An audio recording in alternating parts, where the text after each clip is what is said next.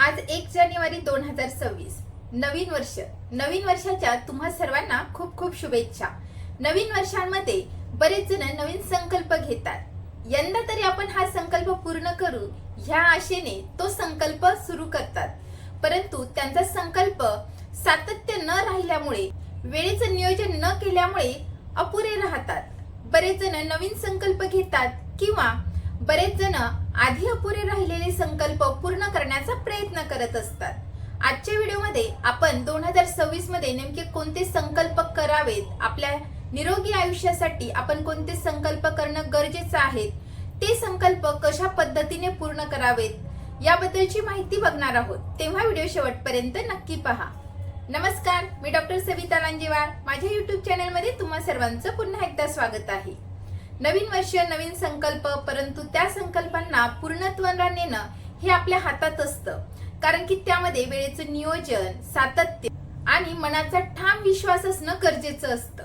म्हणून आपण घेतलेले संकल्प पूर्ण करणं ही आपलीच जिम्मेदारी आहे.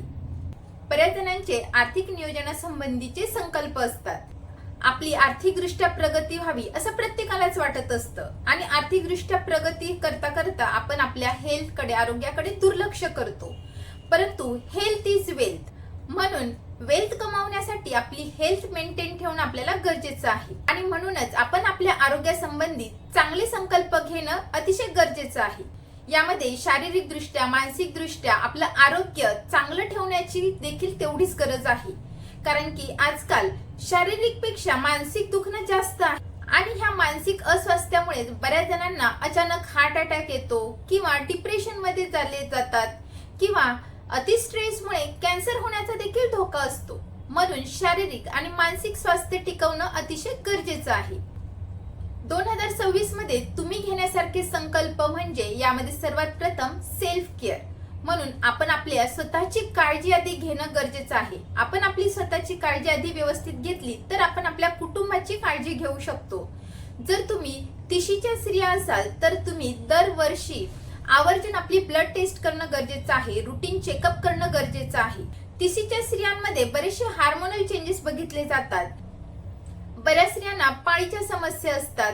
पाळी रेग्युलर न येणं, अति प्रमाणामध्ये स्राव होणं किंवा कमी प्रमाणात स्राव होणं, अशी वेगवेगळी पाळीची समस्या असतात ज्याकडे त्या दुर्लक्ष करतात. परंतु त्यामध्ये देखील बरेचसे व्याधी, आजार जडलेले असतात.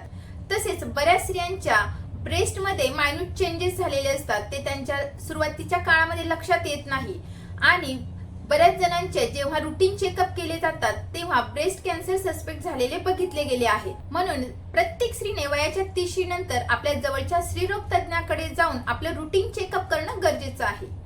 जर तुम्ही 40चे पुरुष असाल तर तुम्ही काही रुटीन ब्लड टेस्ट करणं गरजेचं आहे.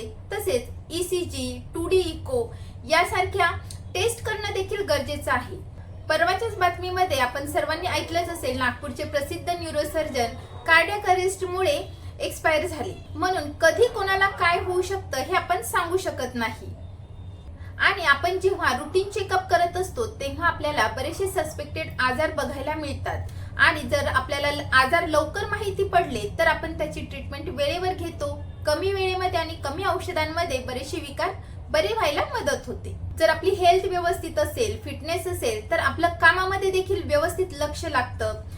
त्या स्फूर्तीने आपण आपले काम करतो. त्यामुळे आपली कामाच्या ठिकाणी प्रगती होते आणि एकूण एक आपली आर्थिकदृष्ट्या देखील मग प्रगती होते. दुसरं म्हणजे व्यायाम करणं.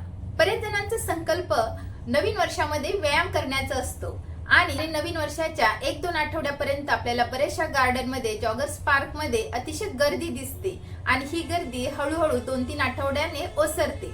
कारण की यामध्ये सातत्य नसतं. शिवाय व्यायाम कसा करावा, कोणी करावा, कधी करावा याचे देखील नियम आयुर्वेदाने सांगितले आहेत. व्यायाम करणं का गरजेचं आहे? जर तुम्ही व्यायाम केला तर आपलं शारीरिक आणि मानसिक सामर्थ्य वाढतं. म्हणून प्रत्येकाने व्यायाम करणं गरजेचं आहे. बरेच जण जेव्हा व्यायाम करण्याचा संकल्प करतात किंवा जिम लावतात, मग अशी लोक 1-2 तास तुटून तो व्यायाम करतात किंवा जिम करतात आणि मग काही दिवसांनी त्यांची एनर्जी डाऊन होते आणि मग ते हळूहळू जिम करणं किंवा व्यायाम करणं, एक्सरसाइज करणं सोडून देतात. म्हणून असं न करता तुम्ही रोज फक्त 15 मिनिट वॉक करण्याचा एक निश्चय करा.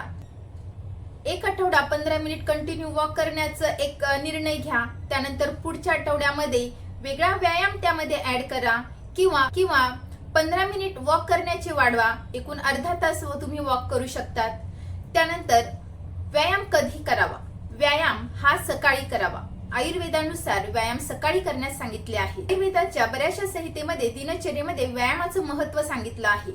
व्यायाम हा कफ काळामध्ये करणं गरजेचं आहे.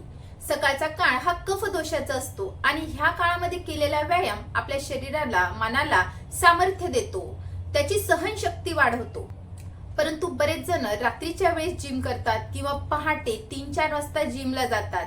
आणि तुम्ही बघितलं असेल बरेचसे सेलिब्रिटीज हे वेळोवेळी जिम करतात आणि अशा बऱ्याचशा सेलिब्रिटीजना कार्डियक अरेस्ट किंवा हार्ट अटॅक आलेला बघितला गेला आहे. कारण की ते वाताच्या काळामध्ये व्यायाम करत असतात किंवा जिम करत असतात. म्हणून व्यायाम हा कधीही कफ काळामध्ये म्हणजे सकाळच्या वेळेस करावा. त्यानंतर व्यायाम किती करावा? बरेच जण अक्षरशः घामे घूम होईपर्यंत व्यायाम करत असतात आणि ते प्राऊड फील करतात की आपण आज खूप घाम गाळला. परंतु व्यायाम हा अर्धशक्ती करावा. अर्धशक्ती म्हणजे कधी? जेव्हा आपल्याला घाम यायला सुरुवात होईल तेव्हा व्यायाम करणं स्टॉप करावं. यालाच अर्धशक्ती व्यायाम असं म्हणतात. याच्यापेक्षा तुम्ही जर जास्त व्यायाम केला तर आपल्या शरीरातील वातदोष वाढतो आणि त्या व्यायामाचा फायदा होण्याऐवजी आपल्या शरीराला नुकसान मात्र नक्कीच होते. त्यानंतर तिसरा संकल्प जो बऱ्याच जणांकडून घेतला जातो तो म्हणजे वजन कमी करण्याचा. वजन कमी करायचं असेल तर तुम्ही त्याआधीचा पहिला संकल्प घ्यावा, म्हणजे फास्ट फूड न खाण्याचा. आपल्याला जेवढी भूक आहे तेवढं जेवण करण्याचा, वेळेवर जेवण करण्याचा. आयुर्वेदामध्ये आहार, निद्रा, ब्रह्मचर्य यांना 3 उपस्तंभ सांगितले आहेत. म्हणजे आपलं जे शरीर आहे ह्या 3 उपस्तंभावर म्हणजे याचे जे पिलर्स आहे आपल्या शरीराचे ते हे 3 पिलर्स आहेत. आणि त्या पिलर्सला इतकं महत्व आयुर्वेदाने दिलं आहे की तुम्ही आहार कसा घ्यावा, काय खावं, कधी खावं, कसं खावं याबद्दलची संपूर्ण डिटेल माहिती आयुर्वेदामध्ये आहे. आणि आपल्या चॅनलवर आपण याबद्दल वेळोवेळी माहिती देखील सांगत असतो. त्यानंतर वजन वाढण्याचं कारण म्हणजे हार्मोनल चेंजेस. हार्मोनल इम्बॅलन्समुळे सुद्धा बऱ्याच स्त्रियांमध्ये वजन वाढलेलं बघितलं जातं. त्यासाठी आपला आहार व्यवस्थित असणं गरजेचं आहे. व्यायामाचा समावेश आपल्या दिनचर्येमध्ये असणं गरजेचं आहे. फास्ट फूड खाण्यामुळे देखील वजन वाढतं, म्हणून फास्ट फूड खाणं बंद करणं गरजेचं आहे. तळलेले पदार्थ, मैद्याचे पदार्थ, साखरेचे पदार्थ, प्रिझर्वेटिव्ह, प्रोसेस फूड असे पदार्थ खाणे टाळावे, जेणेकरून वजन वाढणार नाही किंवा वाढलेलं वजन कमी व्हायला मदत होते. त्यानंतर बरेच जण दर 2-2 तासांनी काही ना काही खात असतात. असं देखील करू नये. दिवसातून फक्त 2 वेळा किंवा 3 वेळा, ते देखील आपल्याला जर भूक लागली आणि जितकी भूक आहे तितकंच जेवण करावं. वजन कमी करण्यासाठी बरेच जण क्रॅश डाएट किंवा कीटो डाएट किंवा वेगवेगळ्या डाएटचा फॉर्म्युला यूज करत असतात. परंतु वजन कमी करण्यासाठी ज्या गोष्टी आपण सातत्याने करू शकतो, ज्या सस्टेनेबल आहेत, अशा गोष्टीच आपण आपल्या डाएट मध्ये समाविष्ट कराव्यात. कारण की काही दिवस आपल्याला वेट कमी झालेलं बघितलं जातं, वजन कमी होतं, परंतु तेवढ्याच झपाट्याने पुढच्या काळामध्ये वजन वाढलेलं बघितलं गेलं आहे. म्हणून आपल्या आहारामधील बदल असे करावेत जे आपण दीर्घ काळापर्यंत मेंटेन ठेवू शकतो. वजन कमी करण्यासाठी अजून आपण काय काय उपाय करू शकतो याबद्दलचा देखील मी एक व्हिडिओ बनवला आहे, तो तुम्ही बघू शकता. त्यानंतर निरोगी आयुष्यासाठी वाईट सवयी सोडणं गरजेचं आहे. जर तुम्ही स्मोकिंग करत असाल, ड्रिंक करत असाल तर ह्या गोष्टी टाळणं गरजेचं आहे. ह्या झाल्या खाण्यापिण्याच्या सवयी. परंतु जर तुम्ही वारंवार राग करत असाल, द्वेष करत असाल, चिडचिडेपणा करत असाल, क्रोध करत असाल तर याचा परिणाम देखील आपल्या शरीरावर देखील होतो आणि मनावर देखील होतो. कारण की जर तुम्ही क्रोध करत असताना जेवण करत असाल तर त्याचा परिणाम आपल्या मेटाबॉलिझमवर होतो. मेटाबॉलिझम जर बिघडलं तर मग बरेचसे आजार आपल्याला जडतात.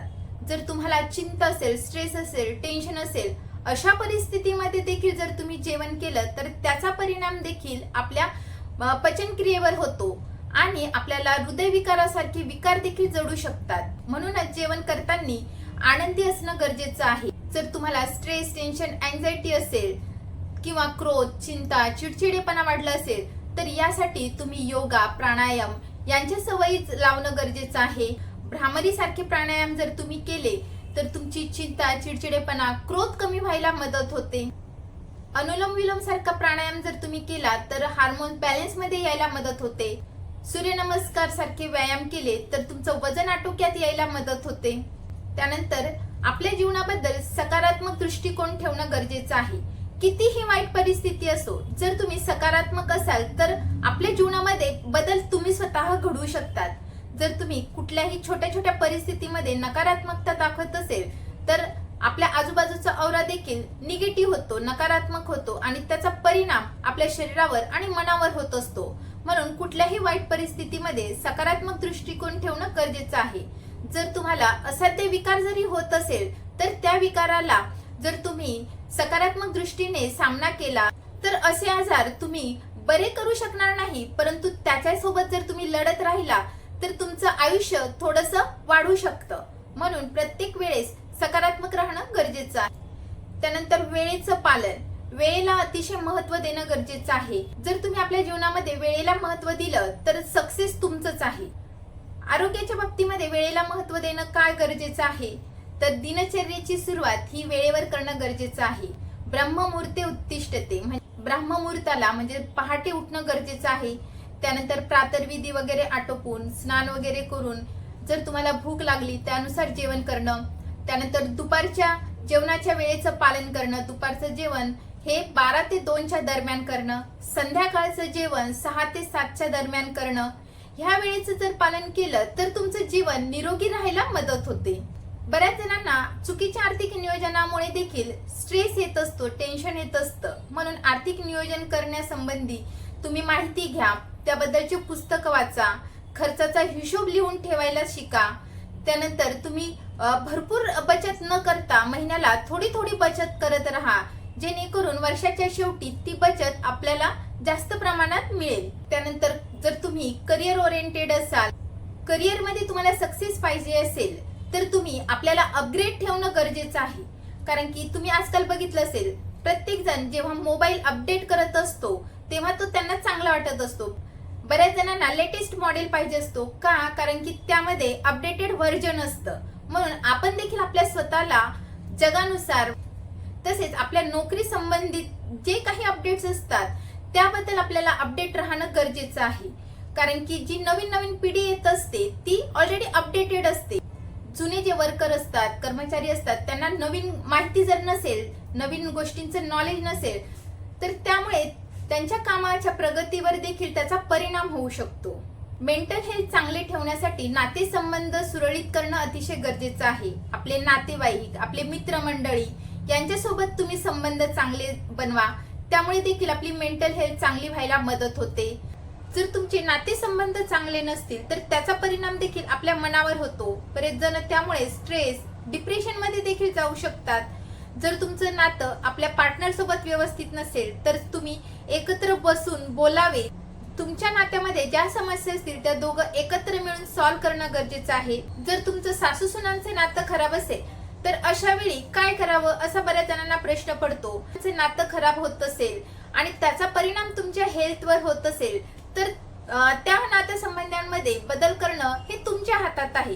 कारण की कितीही केलं तरी म्हाताऱ्या लोकांचा स्वभाव आपण बदलू शकत नाही.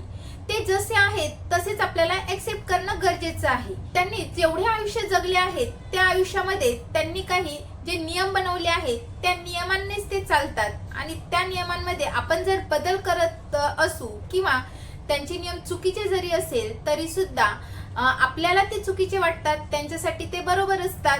त्या नियमांमध्ये बदल करण्याचा प्रयत्न करू नका. त्यांच्या जीवनाकडे बघण्याचा जो दृष्टिकोन आहे तो त्यांचा दृष्टिकोन आहे, म्हणून त्याच्यामध्ये तुम्ही इंटरफेअर करू नका आणि त्याचा परिणाम आपल्या मनावर होऊ देऊ नका. कारण की जर मनावर परिणाम झाला तर हार्मोनल इम्बॅलन्स होऊ शकतात आणि वेगवेगळे आजार जडू शकतात.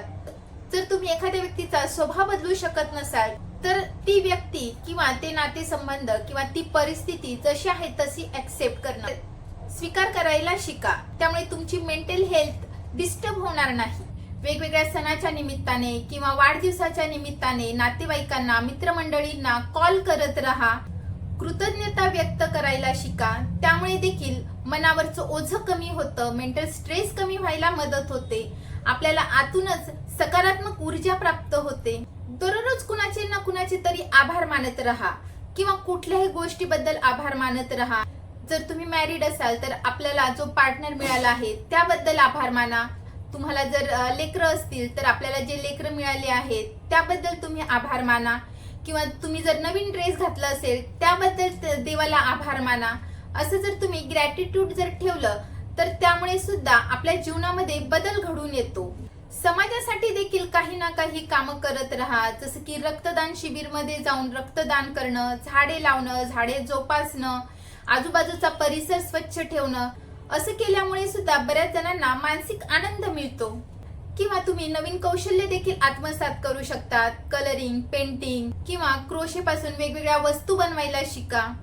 नवीन भाषा शिका. जर तुम्हाला संगीत मध्ये रुची असेल तर तुम्ही वेगवेगळे म्युझिक शिकू शकता, गायन शिकू शकता. जर तुम्हाला वाचनाची आवड असेल तर वेगवेगळे पुस्तकं तुम्ही वाचू शकता.